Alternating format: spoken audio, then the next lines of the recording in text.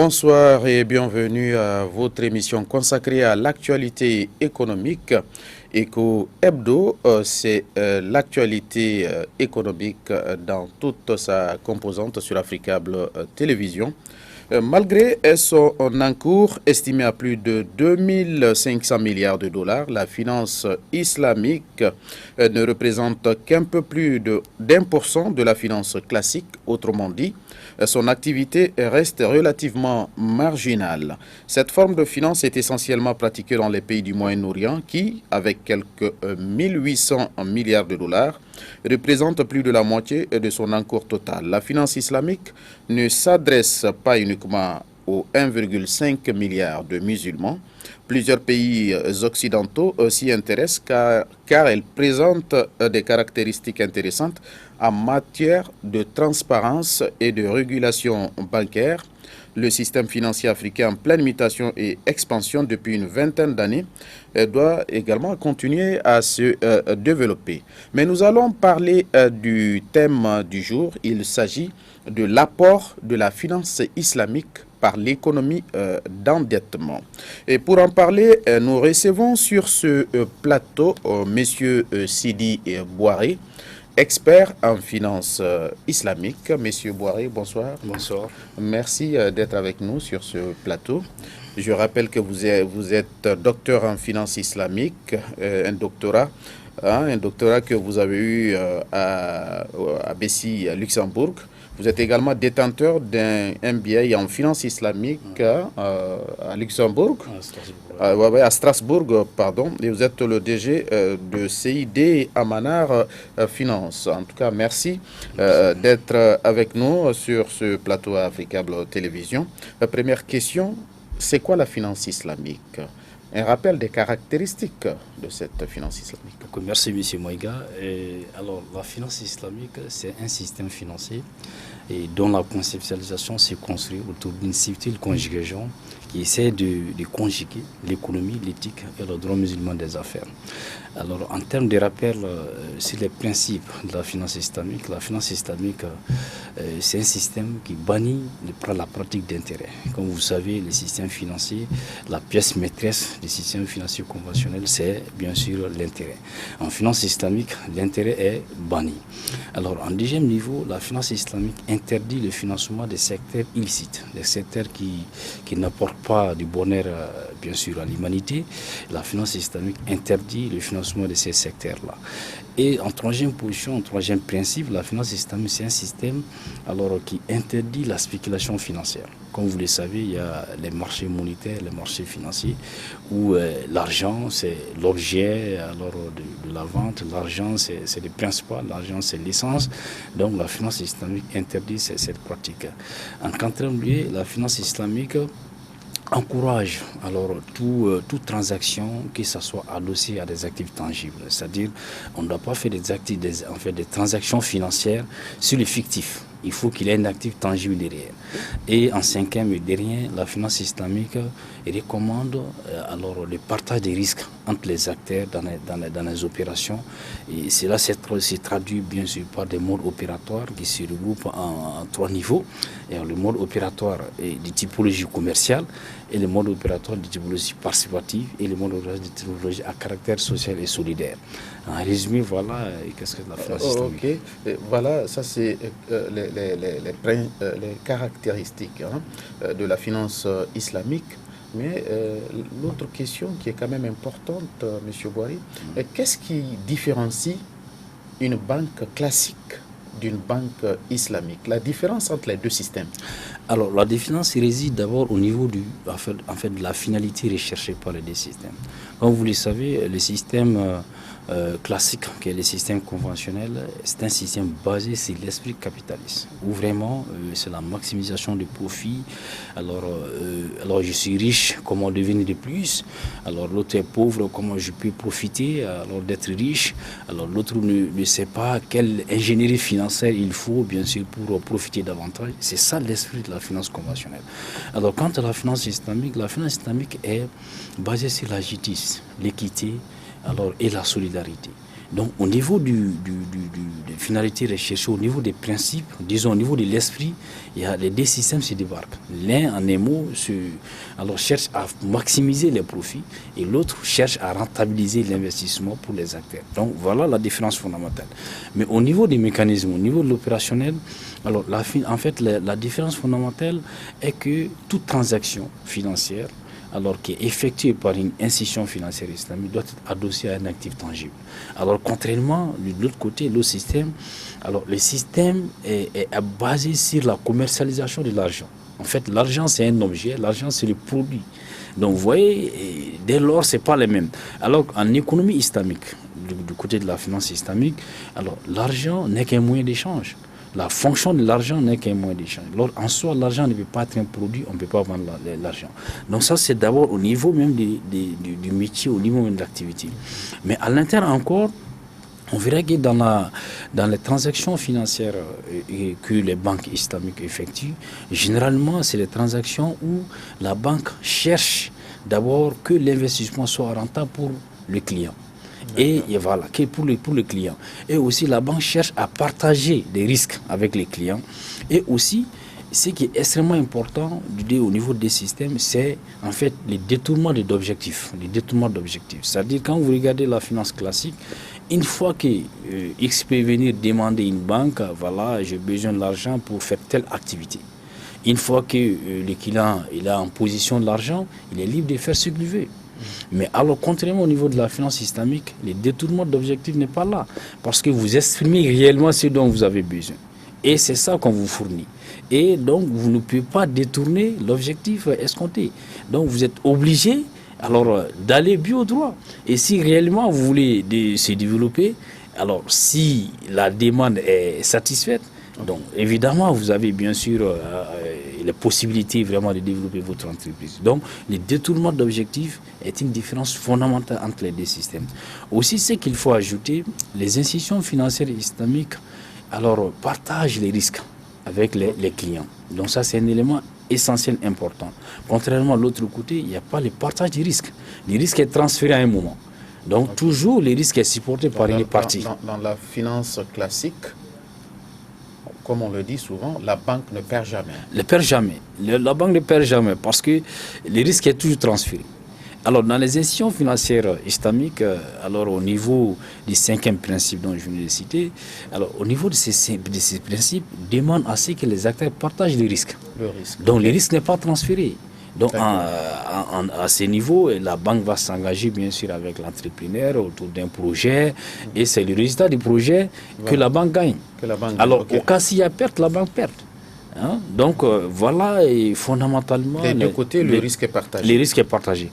Et aussi, ce que j'ajoute, il y a un aspect solidaire qu'on trouve dans les institutions financières islamiques. Il s'agit là des produits solidaires. Et aussi, il s'agit là de ne pas pénaliser systématiquement un client qui est en difficulté. Dans les institutions financières islamiques, on ne pénalise pas systématiquement. Il faut qu'on constate réellement une mauvaise volonté, réellement les clients ne veulent pas rembourser. Donc c'est là où vraiment la banque peut prendre des dispositions pour vraiment chercher ses droits. Sinon, ce n'est pas systématique comme on le sait. Si vous devez payer, si vous avez un échéancier à la date d'aujourd'hui, à minimum, si vous ne s'acquittez pas des obligations, automatiquement les pénalités courent. Donc, ce n'est pas le cas dans les institutions financières. D'accord. Ces dernières années, on parle beaucoup d'économie, d'endettement. Voilà. Qu'entendez-vous par économie d'endettement et son impact surtout son impact sur le développement de nos pays? Alors, l'économie d'endettement, vous savez, je vais un peu dans l'histoire. L'économie d'endettement, quand nous essayons de voir quand est-ce a débuté l'économie d'endettement, c'est suite à la crise des années 30, où vraiment il y a eu l'écroulement total, bien sûr, de l'économie. C'était une crise financière à la base qui s'est transformée en une crise économique et sociale. Les années 30. Les années 30. Et on appelle, il y a un jeudi qu'on appelle... entre les deux guerres. Entre les deux guerres. Bien sûr. Première et deuxième guerre mondiale. Voilà, qu'on appelle il y a un jeudi noir en octobre 1929, où vraiment il y a eu les célèbres crash boursiers, qui est abouti bien sûr à ce qu'on appelle la grande dépression. Donc les États-Unis étaient à la base, mais c'est le monde entier qui a suivi, bien sûr, cette crise. C'est à la suite de cette crise que, un président américain, dans les années 30, Franklin, je pense que j'arrive, Franklin Delano, voilà, lui, il a cherché, bien sûr, à renfouler, disons, à relancer l'économie. Voilà. Donc c'est avec vraiment bien sûr cette politique de relancement de l'économie qu'il a essayé de renfouler les institutions financières et puis renfouler les entreprises pour qu'ils puissent faire face bien sûr à leurs besoins. Donc c'est de là qu'il y a eu l'avènement de l'économie d'endettement. Donc c'était à la base que l'État cherchait les moyens de liquidité bien sûr pour financer les différents travaux. Donc c'est un peu ça l'esprit. Mais alors quel peut être le poids de l'économie d'endettement au développement, son impact sur le développement de nos États. Alors, et l'économie d'endettement, d'abord, il faut définir que c'est une économie prédominée par l'encours. Et en fait, l'économie d'endettement fait recours, bien sûr, au financement bancaire crédit. C'est-à-dire que l'économie d'endettement, comme son nom l'indique, les entreprises ou l'État se refinancent auprès, bien sûr, des banques ou bien des investisseurs, suivant le principe de l'intérêt.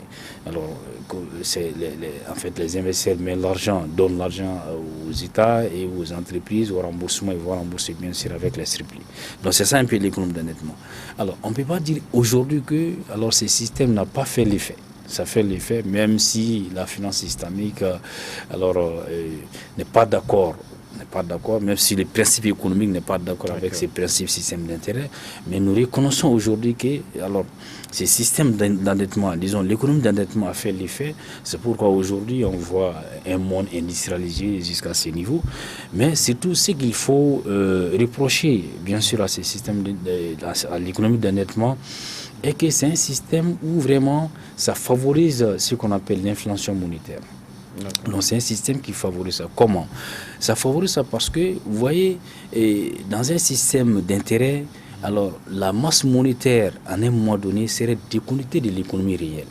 Comment ça va se passer? Parce que le fait que l'argent en soi, c'est un produit, le fait qu'on vend l'argent, donc il va arriver un moment donné où l'économie réelle va être délaissée au profit vraiment de ces marchés monétaires, de ces marchés financiers. Donc l'économie d'endettement a des limites. Et c'est pourquoi d'ailleurs, on a bien sûr, tout le temps, on est dans les crises. Dans la crise financière. Je viens de parler du cas dans les années 30 et puis aussi il y a la crise financière récemment, 2008 et la crise financière de la Grèce. Donc tout ça, c'était dû bien sûr au mécanisme de fonctionnement de l'économie d'endettement. Donc l'économie d'endettement, elle a ses avancées, ses réalisations, mais à côté, il y a vraiment un gâchis énorme. Parce que, comme vous le savez, les crises financières, généralement, ça aboutit aux crises économiques sociales. Donc là, une crise financière qui impacte le social, donc évidemment, c'est un mécanisme où la finalité n'est pas très favorable. En parlant d'avancées, en tout cas, la finance islamique connaît des avancées notables dans certains pays de l'espace UEMOA, comme le Sénégal ou encore peut-être la Guinée. Pouvez-vous nous rappeler les principes de la finance islamique et ses avancées dans les pays de l'UEMOA? Ok, je pense qu'on a rappelé les principes, mais je vais revenir rapidement. Parce que là, c'est de façon générale, mais là, spécifiquement dans les pays de l'UEMOA. Ok, alors d'abord, les principes, je viens de l'évoquer. Les principes, c'est l'interdiction de l'intérêt, le non-financement des secteurs illicites, l'interdiction de la spéculation financière, l'adossement des transactions financières à des actifs tangibles, et puis l'encouragement aux acteurs, notamment aux banques, de partager les risques avec les clients. Donc ça, c'est essentiellement les principes. Maintenant, les avancées de la finance islamique aujourd'hui dans l'UEMOA, je pense que vraiment, il y a eu des avancées réelles, à commencer par, bien sûr, l'émission des instructions par la BCEAO. Les instructions numéro 00D, 003, 04, 05. Donc aujourd'hui, il y a des instructions. On peut dire aujourd'hui, alors l'environnement juridique est très bien pavé. Vraiment, c'est sain, l'environnement juridique. Et aussi, dans certains pays aujourd'hui, vraiment, il y a une forte demande de la part des acteurs, de la part des agents économiques pour vraiment créer des institutions financières islamiques. Donc, il y a à tous les niveaux, il y a vraiment cette demande-là. Et aussi, il faut noter que ces dernières années, alors que ce soit le Mali, le Sénégal, la Côte d'Ivoire, il y a eu des mobilisations vraiment importantes à travers les investissements, à travers un véhicule d'investissement qu'on appelle le Soukouk. Il y a beaucoup de milliards ont été mobilisés pour le financement de nos économies. Donc tout ça c'est les avancées. Et aussi au niveau institutionnel, alors sans citer, nous constatons bien sûr l'ouverture des branches islamiques, des fenêtres islamiques au sein des institutions financières islamiques. Et aussi surtout au niveau du Mali, il faut aujourd'hui se jurer que alors le 24 juillet 2019, il y a eu la promulgation de la loi autorisant les systèmes financiers décentralisés à exercer l'activité de la finance islamique au Mali. Et c'est le cas du Mali, il y a eu le cas au Sénégal, le cas en Côte d'Ivoire et au Niger. Donc les autres pays de l'UEMOA doivent s'en suivre. Donc tout ça, c'est des avancées. Et surtout au niveau des universités, aujourd'hui, l'État a autorisé certaines universités, bien sûr, à offrir des formations en finance islamique. Donc il y a vraiment des avancées alors réelles aujourd'hui au niveau de l'UEMOA et même au niveau de certains pays qui ne sont pas dans l'UEMOA, qui sont à côté, comme la Guinée, et la Mauritanie. Voilà. Vraiment, il y a des avancées à ces niveaux. Justement, il y a la Guinée, il y a la Mauritanie qui ne font pas partie de l'UEMOA, mais qui sont quand même un peu... qui ont un peu travaillé dans ce sens-là. Mais le Sénégal, il faut reconnaître quand même, il y a eu quand même des avancées notables en matière de finances islamiques. Le Mali commence un peu à tâter. Bon, vous êtes déjà là-dedans. Les Mali, on peut se jurer aujourd'hui. Le Mali, quand même, dans l'UEMOA, s'il n'est pas le premier ex-aequo, il est deuxième. Ah bon, donc ça veut dire qu'il y a des avancées notables. Il y a des avancées notables, bien sûr. Voilà. Mais on a parlé tout à l'heure d'économie, d'endettement. Mais comment la finance islamique peut soutenir l'économie d'endettement? Alors, comment la finance islamique peut soutenir? Au sein de la finance islamique, il y a des instruments mieux adaptés au financement de l'économie d'endettement. J'ai parlé tantôt des soukouk. Les soukouk, c'est d'investissement, c'est des titres à valeur légale représentant des parts indivisibles. Alors, autrement dit, les soukouk, c'est des véhicules d'investissement qui mobilisent l'argent pour le financement de l'économie. Les soukouk, on peut aussi résumer comme c'est une obligation islamique, même si ça c'est une définition qui n'est pas exacte. Mais le soukouk aujourd'hui répond bien sûr la demande de l'économie d'endettement. Alors comment? Je vais juste donner un exemple. Imaginez-vous si le Mali veut aménager des terres pour l'agriculture. Donc via les soukouk, il peut mobiliser des fonds importants. C'est ça qui s'est passé en 2018, où le Mali a mobilisé à peu près, il avait prévu de mobiliser 150 milliards, quand même il a mobilisé une bonne partie pour le financement des logements sociaux. Et c'était pareil aussi en 2015, en 2016 en Côte d'Ivoire, où le Mali, où l'État ivoirien a mobilisé plus de 300 milliards pour le financement, bien sûr, de l'économie d'endettement. Donc, je trouve que l'économie, l'instrument soukouk est mieux adapté parce que non seulement les risques de détournement d'objectifs n'est pas là, parce que l'argent est mobilisé pour un financement. Imaginez-vous, dans le cas de l'obligation classique, l'État mobilise, par exemple, 10 milliards pour le financement d'un projet. Alors, là, une fois que l'argent est là, ça peut coïncider avec d'autres projets, avec d'autres problèmes. Alors, il peut avoir un détournement d'objectifs. Il peut financer d'autres choses qui n'est pas vraiment réellement l'objet. Mais alors, dans la finance islamique, ces risques d'objectifs, de détournement d'objectifs est très minime, sinon ça n'existe pas. Parce que dans ce soukouk, les investisseurs vont miser, ils vont apporter des fonds pour le financement d'un projet défini. Alors, si c'est un projet qui appartient à l'État, l'État c'est une partie prenante dans le projet. Et les investisseurs sont des parties prenantes. Donc, ils vont co-gérer ensemble les projets. Parce que les investisseurs, leur sort est dans le résultat du projet. Donc, ils vont pas se laisser faire. évidemment. Alors concrètement, si nous prenons l'exemple sur la construction par exemple d'un pont, la construction d'un pont, alors l'État peut mobiliser les investisseurs pour le financement du pont. Donc les investisseurs vont mettre de l'argent pour le financement du pont.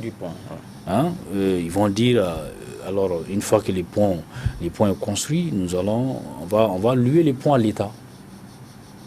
On va louer les ponts à l'État. Comme c'est qu'on voit en Côte d'Ivoire. Comme c'est qu'on voit en Côte d'Ivoire. On va louer les ponts à l'État et l'État va dire, bon, tout passager qui traverse les ponts, il y aura un péage à la montée du pont. Vous voyez? Donc vous voyez que dans telle structuration, les investisseurs sont regardants à ce que les ponts soient finis.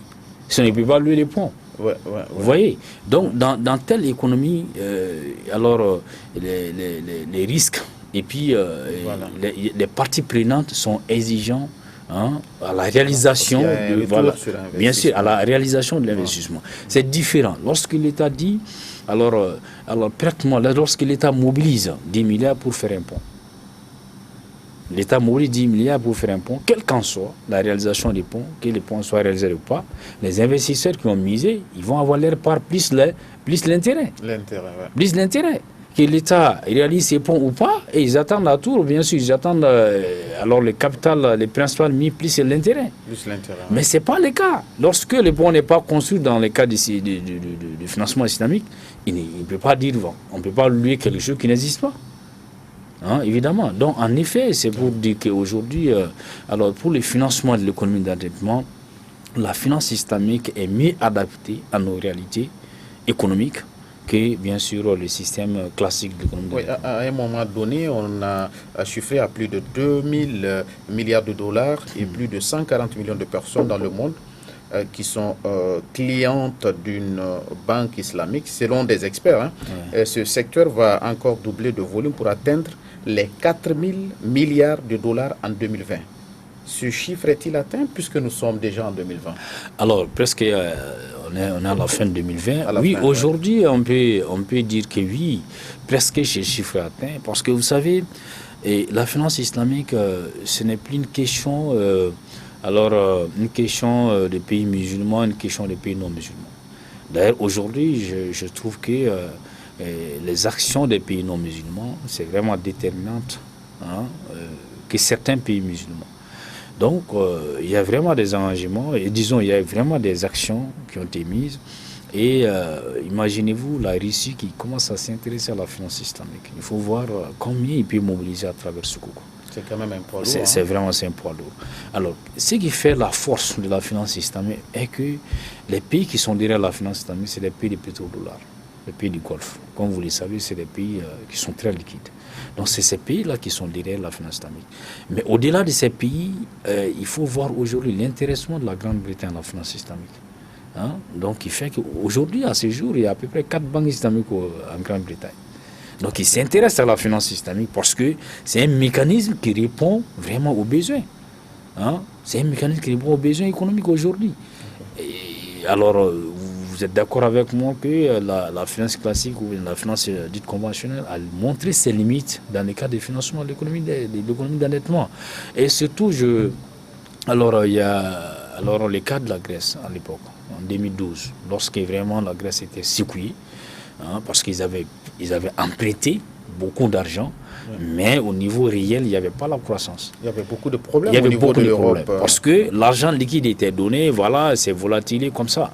Mais imaginez-vous si c'était des actions concrètes qui ont été réalisées par ces fonds, ce qui est sûr, quelles qu'en soient, les actions concrètes allaient rester.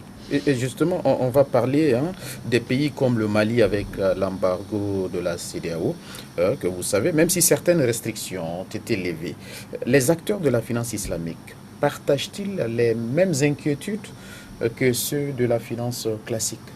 Alors, tout à fait naturellement, comme vous le savez, la finance, de façon générale, c'est un ensemble. Surtout encore jusqu'à présent, au niveau de l'UEMOA, il faut noter qu'il y a beaucoup de choses qui restent à faire, au niveau de la BCAO surtout. Aujourd'hui, on n'a pas une banque centrale islamique qui est refinancée par la BID ou bien une autre institution financière derrière. Et les institutions financières qui sont opérationnelles dans l'UEMOA aujourd'hui, évidemment, ils sont dans ces systèmes, ils sont dans cet ensemble. Donc c'est la BCAO alors qui refinance les banques primaires, voilà. Donc évidemment, tout naturellement, les institutions financières qui sont aujourd'hui opérationnelles au niveau du Mali, ils vont sentir, hein, parce que c'est un ensemble, c'est un ensemble. Mais peut-être que ce qui peut faire la différence, ce qui peut être la force des institutions financières islamiques par rapport au classique, est qu'aujourd'hui, alors les clients, les fonds que les institutions financières islamiques mobilisent, ils mobilisent auprès des clients spécifiques. C'est des clients qui ne sont pas dans les systèmes conventionnels. C'est des clients, ils ont de la liquidité, mais qui ne veulent pas aller auprès des banques classiques. Donc, ça, c'est vraiment des potentialités pour les institutions financières islamiques qui sont au niveau du Mali, qui peuvent mobiliser ces fonds auprès de ces clients, auprès de ces potentiels alors investisseurs. Donc, au niveau du refinancement, les institutions financières peuvent avoir de la liquidité parce qu'ils ne sont pas évidemment liés au système d'intérêt que les institutions classiques, qui sont liées forcément, bien sûr, au refinancement de la Banque centrale et les refinancements interbancaires. Et on sait que le monde, nous allons parler de pandémie, puisque le monde a été frappé de plein fouet par la Covid-19, on le sait. Comment les acteurs de la finance islamique se sont arrangés à y faire face? Alors, vous savez, le système de la finance islamique, pour le résumer, c'est un système social, solidaire, qui accompagne et dans lequel les parties gagnent. Si nous regardons un système de financement comme Moudaraba, qui consiste bien sûr à entreprendre avec les clients dans son projet, dans ces systèmes, les acteurs partagent les risques. Alors, s'il y a Covid, cela veut dire que la banque elle est concernée à partager les risques avec l'entrepreneur. Contrairement à l'autre système, s'il y a Covid et que l'autre système, une banque classique finance un entrepreneur, s'il y a Covid, évidemment, la banque va demander son argent. C'est tout à fait normal. Mais ce qu'il faut dire, ce qu'il faut quand même ajouter de façon générale, il y a des instructions de la part de la BCAO qui demandent aux banques d'alléger, bien sûr, les remboursements aux différents clients. Mais l'autre élément qui peut résilier face à la Covid à travers les institutions financières islamiques est que dans les systèmes économiques, il y a ce qu'on appelle la zakat. La zakat. Donc, à travers la zakat, imaginez-vous un client qui est en difficulté de remboursement et que quelqu'un est là qui donne sa zakat, il peut bien sûr dire, voilà, il faut arranger, il faut rembourser les clients qui sont en difficulté. Parce que les 8 catégories qui doivent bénéficier de la zakat, évidemment, il y a celui qui est endetté, qui ne peut pas rembourser. Donc la zakat peut venir en cours. Okay. Donc il n'est pas dans les systèmes, bien sûr, dans les systèmes classiques. Donc je pense que, quel qu'en soit la Covid, alors c'est un élément qui ralentit bien sûr les activités. Une fois que l'activité économique est ralentie, évidemment, les institutions financières, que ce soit islamiques ou bien que ce soit classiques, sont touchées. Mais les institutions financières, vu la circulation des institutions financières, peuvent faire face à telle situation, à un niveau, par rapport au classique. Ouais. En tout cas, Messieurs Boiré, merci. Merci d'avoir répondu à notre invitation et merci de votre disponibilité. Ok, c'est à vous de remercier. C'est la fin de cette émission. Merci à vous de l'avoir suivi. Merci de votre intérêt. Ainsi prend fin Eco Hebdo d'aujourd'hui. Je rappelle que notre invité était Monsieur Sidi Boiré, expert en finance islamique, docteur en finance islamique BESI Luxembourg, détenteur d'un MBA en finance islamique obtenu à Strasbourg. Il est le DG de CID Amanar Finance. Excellente suite de programmes sur la panafricaine.